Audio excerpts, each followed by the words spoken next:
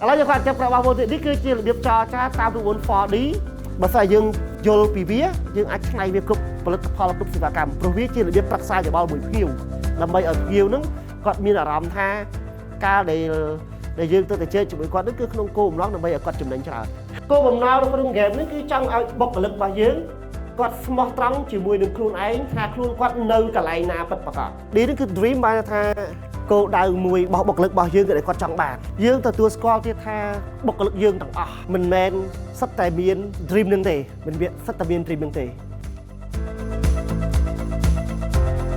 តែបើសិនតែយើងឃើញអ្នកខ្លាំងយើងត្រូវរៀនសូត្រពីអ្នកខ្លាំងដោយពង្រឹងលើចំណុចខ្លាំងរបស់គេស្ដេច sale គាត់ប្រាប់ថាបើសិនជាអតិថិជនទិញផលិតផលឡើងទៅតើគាត់បានអីតើគាត់អាចជោគជ័យអត់ដោយពេលដែលគាត់ទិញផលិតផលត្រូវធ្វើត្រូវរៀនសូត្រត្រូវស្វែងយល់ហើយត្រូវគិតពីអតិថិជនគោលដៅរបស់យើងជាពិសេសត្រូវការដឹងព័ត៌មានពិតប្រាកដដើម្បីយើងយកមករៀបពាក្យពេចន៍ទៅចរចាទៅបានផលតែម្ដង